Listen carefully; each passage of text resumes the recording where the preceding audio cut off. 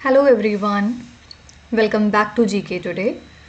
इस वीडियो में हम डिस्कस करेंगे one nation one election proposal के बारे में, जिसका पर्पस है साइमल्टेनियस इलेक्शंस को कंडक्ट करना for Lok Sabha, state assemblies and local bodies in India. ठीक है, तो ये जो इनिशिएटिव अभी प्रपोज किया गया है, इसका पर्पस है इलेक्टोरल प्रोसेस को स्ट्रीमलाइन कराना, जिससे कि जो अलग अलग टाइम पे हम लोग इलेक्शंस करवाते हैं उससे जो कॉस्ट बर्डन बहुत ज़्यादा बढ़ता है एडमिनिस्ट्रेशन के ऊपर, वो कम हो जाएगा और गवर्नमेंट को यहाँ पे थोड़ा सा एक तरह से हम कह सकते हैं कि फ्रेजिलिटी मिलेगी to focus on governance rather than continuous campaigning. ठीक है, तो इस प्रपोजल के हिस्टोरिकल रूट्स भी हैं क्योंकि इसको प्रैक्टिस किया गया था अंटिल 1967 और इसको अब रिविजिट करने की कोशिश की जा रही है with the banking of a high level committee.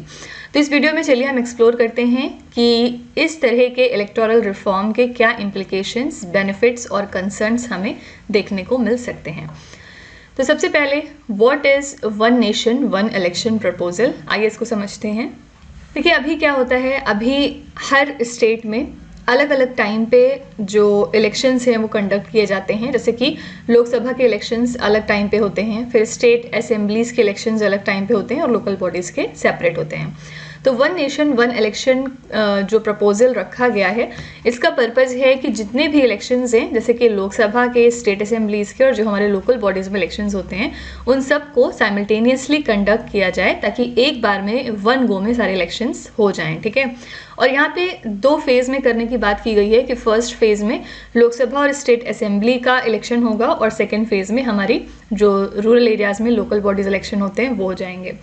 तो ये जो प्रैक्टिस है ओरिजिनली इम्प्लीमेंट की जाती थी अंटिल 1967, लेकिन बाद में जाके इसको बंद कर दिया गया due to some type of political instability और गवर्नमेंट का अर्ली डिसोल्यूशन होने लग गया उसकी वजह से।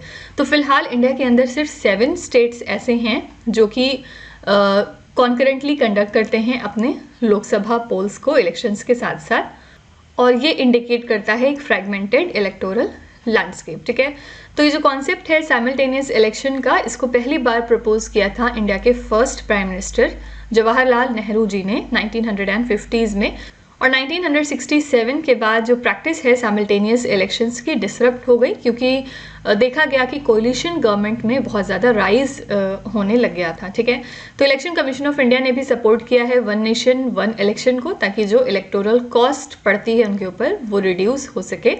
और अभी भी बहुत सारी कंट्रीज़ हैं जो कि ऐसे इलेक्शंस कंडक्ट करती हैं for various levels of government, like Canada हो गया, ऑस्ट्रेलिया हो गया, ये सारी कंट्रीज़।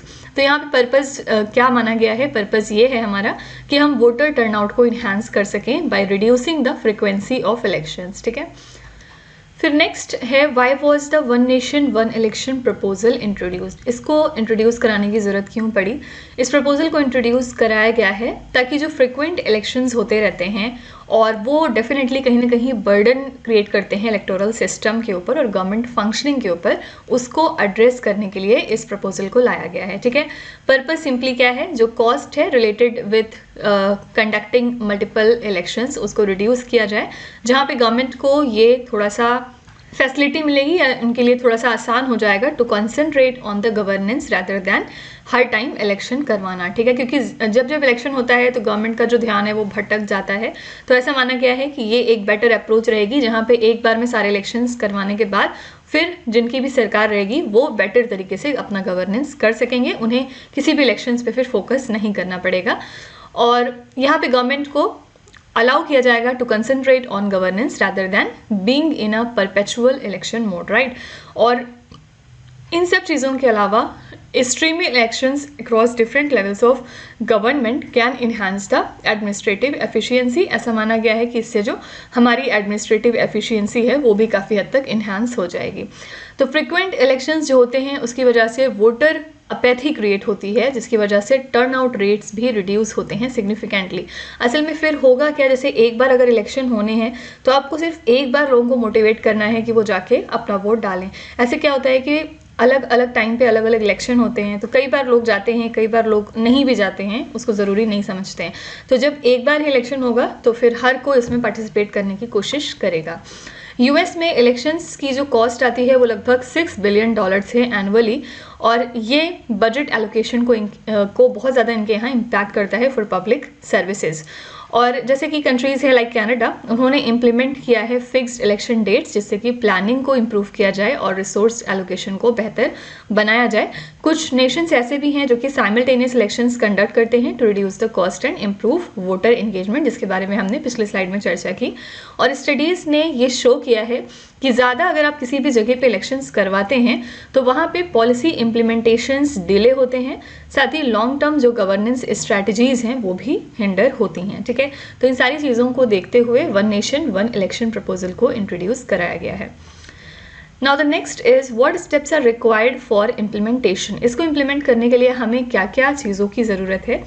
तो अगर आपको प्रॉपरली इस प्रपोजल को इम्प्लीमेंट करना है तो सेंट्रल गवर्नमेंट को प्रेजेंट करना होगा कोविंद पैनल रिपोर्ट पार्लियामेंट में, और ये फॉलो होगी by the passage of 2 crucial bills, एक लोकसभा और असेंबली इलेक्शंस के लिए और दूसरा म्यूनिसिपल और पंचायत पोल्स के लिए। ठीक है, तो सिग्निफिकेंट कॉन्स्टिट्यूशनल अमेंडमेंट्स भी यहाँ पे लाने होंगे ताकि स्पेशल मेजॉरिटी क्रिएट हो सके इन द पार्लियामेंट। ठीक है, तो कोविंद पैनल की यहाँ पे हम बात करें तो कोविंद पैनल फॉर्म किया गया था 2020 में, जहाँ पे इनको ये काम दिया गया था कि इन्हें चेक करना था कि जो इंडिया के अंदर साइमल्टेनियस इलेक्शंस अगर करवाए जाएंगे तो उनकी क्या फिजिबिलिटी है, उसके बारे में एग्जामिन करना। ठीक है, और इंडिया का फर्स्ट एवर साइमल्टेनियस इलेक्शंस हुआ था 1951 टू 52 में for Lok Sabha and state assemblies.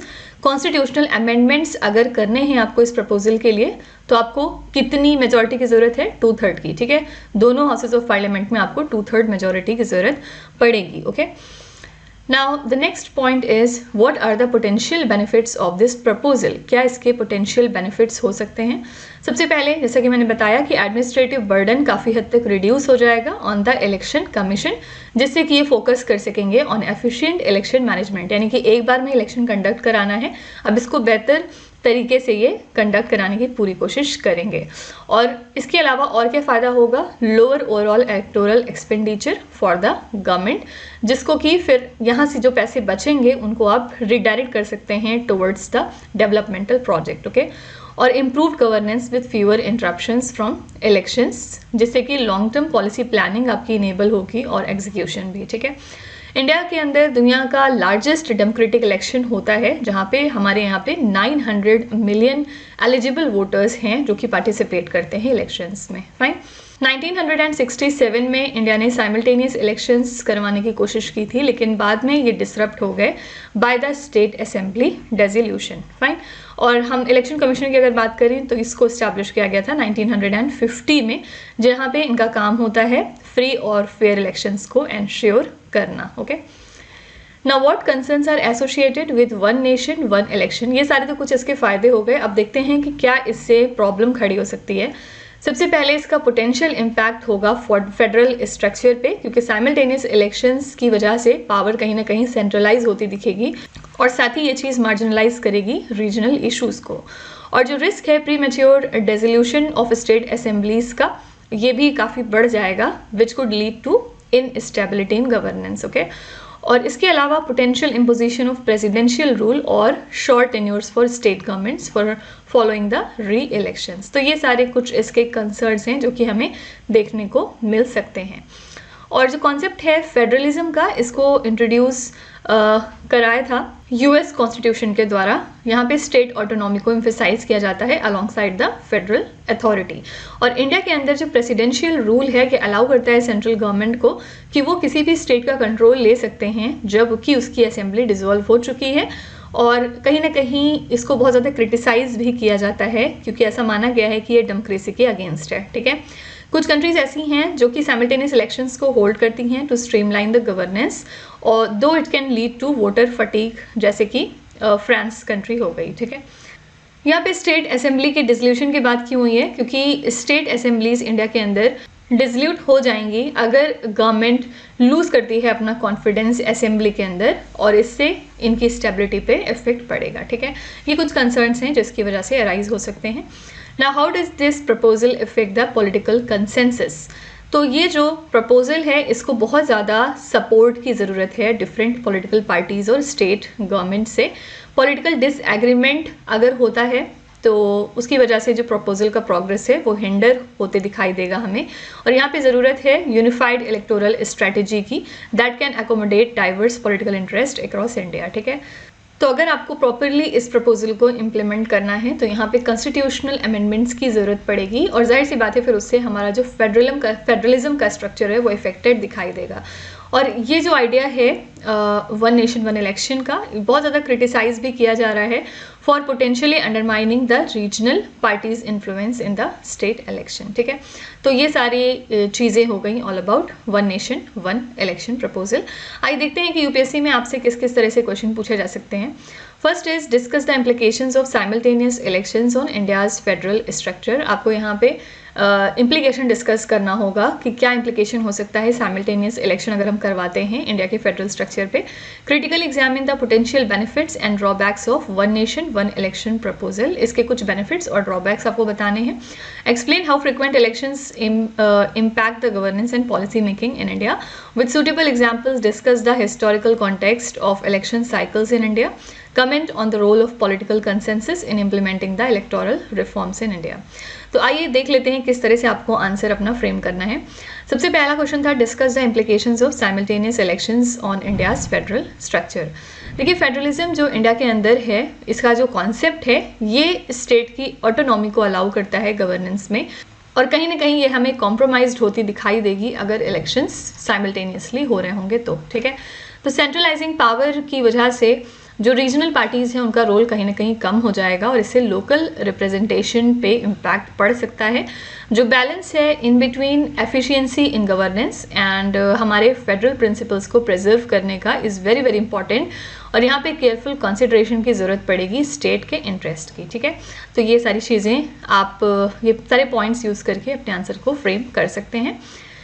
The next one is critically examine the potential benefits and drawbacks of the one nation one election proposal. आइए इसके देखते हैं क्या benefits और drawbacks हैं। Benefits मैंने आपको बताया कि cost reduce हो जाएगा, governance बेहतर हो जाएगी और electoral disruptions नहीं होंगे बार बार, which could enhance the policy continuity. और drawbacks में क्या क्या चीज़ें आ जाएंगी? स्टेट ऑटोनॉमी को रिस्क रहेगा, उनके रिप्रेजेंटेशन के मामले में सवाल उठेगा, और इसके अलावा चैलेंजेस हमें देखने को मिल सकते हैं in addressing the diverse regional interest. Voter engagement भी यहाँ पे कम हो सकता है अगर इलेक्शंस को परसीव किया गया एज लेस फ्रिक्वेंट, जिससे कि जो हमारा डेमोक्रेटिक पार्टिसिपेशन है वो इम्पैक्टेड हो जाएगा, ठीक है। Challenges in managing diverse regional interest and need for comprehensive legal and constitutional framework. Third question was explain how frequent elections impact the governance and policy making in India.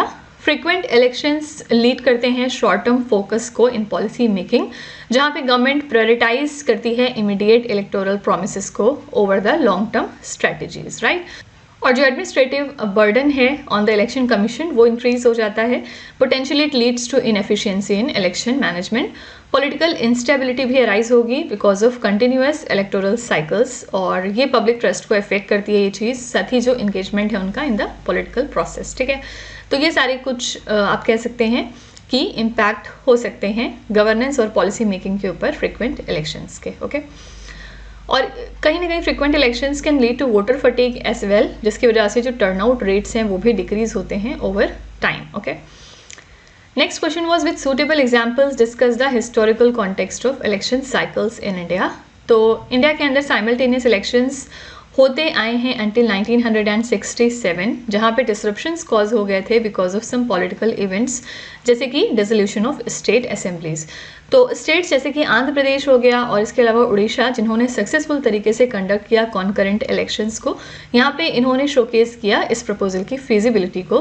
Countries जैसे कि US और Canada हैं, ये सारी countries manage करती हैं staggered elections को, providing the alternative models for comparison, ठीक है। तो ये हमारा हिस्टोरिकल कॉन्टेक्स्ट है इलेक्शन साइकिल्स का। और मैंने जैसे कि आपको बताया कि इंडिया का फर्स्ट जनरल इलेक्शन हुआ था 1951 टू 52 में, जहाँ पे हमारे पास 173 मिलियन वोटर्स थे लगभग। और ब्राज़ील जो कंट्री है वो कंडक्ट करती है साइमल्टेनियस इलेक्शंस फेडरल, स्टेट और म्यूनिसिपल ऑफिसेस के लिए, ओके।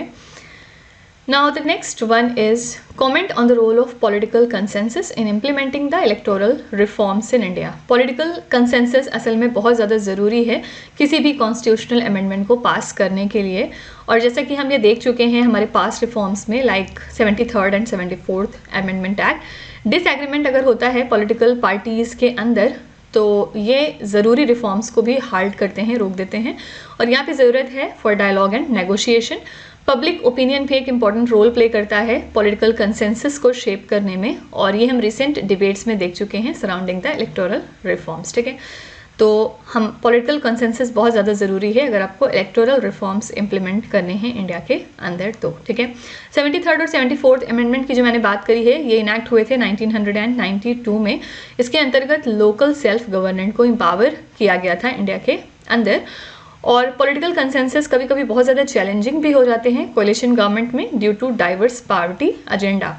और अगर आपको कॉन्स्टिट्यूशनल अमेंडमेंट करना है तो आपके पास 2/3 मेजॉरिटी होनी चाहिए पार्लियामेंट में, और साथ ही रेटिफिकेशन होना चाहिए 50% ऑफ द स्टेट्स का, तभी ये चीज़ पॉसिबल हो पाएगी। Okay, so this is all about One Nation One Election proposal. I hope you have liked it. Stay tuned for such interesting lectures. We'll be meeting again. Please don't forget to subscribe to GK Today. With this, me Nuzhat Sana signing off.